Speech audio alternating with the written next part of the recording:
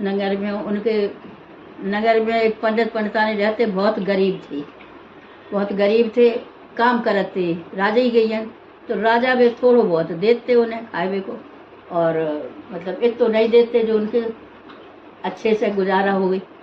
अब जय संकट चौथ आई तो उनकी पंडितानी कहने लगी कि संकट चौथ की पूजा सब कोई करा था, हम करी व्रत रही करी, लेकिन हमारे न तिल है न गुड़ है।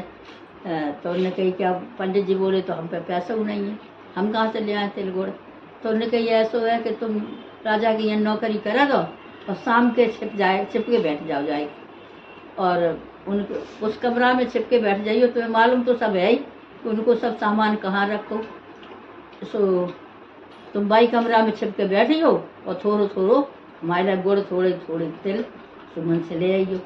अभी पंडित बड़े सत्यवादी थे, अभी गए पत्नी के काई पे, उन्हें कहीं ले आए काई में। अब उनके घर में दूसरा कपड़ा न रहा जो वे दें, तो उन्हें जो अपना लहंगा उड़निया ओढ़ती पहनती थी, तो लहंगा तो पहना रही, भाई उड़निया ओढ़ती थी, सो उन्हें अपना दुपट्टा दे दो कि ले जाई में बांध ले आएगी, और तो कुछ है नहीं।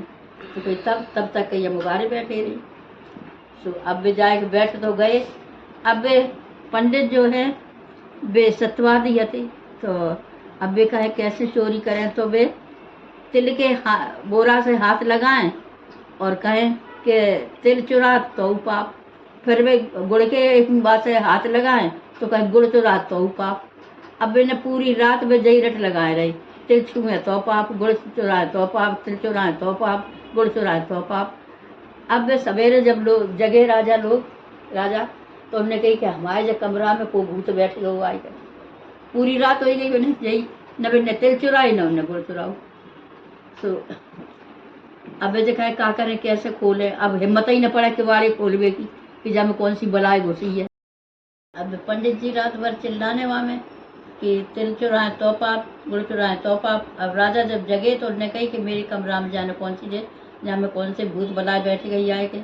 तो बोल रही है अब डर के मारे वे किवाड़ू नहीं खोले। तो उन्होंने अपने सिपाही बुलाए और उनसे कही कि तुम जो है देखो जहाँ में कौन बैठा है, कौन बोल रहा है, खोल के देखो को है का। तो अपने सिपाहियों ने बड़ी हिम्मत करके किवाड़े खोले, तो वहाँ पंडित जी गए। अब पंडित जी जो है एकदम वे उन्हें जे वो सवास नहीं रही कि अब किवाड़ी खुले और हमें को का कह रहे हो। सब लोग पूछे पंडित जी का बात है, का कह रहे हो। तो फिर जब उन्हें सिपाहियों ने जाए कि उन्हें पकड़ो पूछी, तब बोले वे पंडित जी कि हमारी पंडितानी जो हैं वो संकट चौथ को व्रत हैंगी। अब वे कहती थी तिल लिया गुड़ लिया, अब ना हम पे पैसा थे न मेरे घर में तिल गुड़ा थे। तो वे कहने लगी कि राजा घर चले जाओ और उनसे चुरा लिया। तो कहीं हम चोरी करन आए, अब बताओ चोरी के लिए हम तिल चुराए के ले जाए तो पाप लगे और गुड़ चुराए के ले जाए तो पाप लगे। तो वही बात हम कह रही है कि तिल चुराएं तो पाप, गुड़ चुराएं तो पाप, तिल चुराएं तो पाप, गुड़ चुराएं तो पाप। और हमारे पास न पैसा है, न हमारे घर में तिल गुड़ है, पंडितानी व्रत हैं, और न हमारे घर में कपड़ा है। हम उनको ही जो दुपट्टा लेके आए तिल और गुड़ चुराए के ले जाए वे के लिए सुबह उघारी बैठी हुई।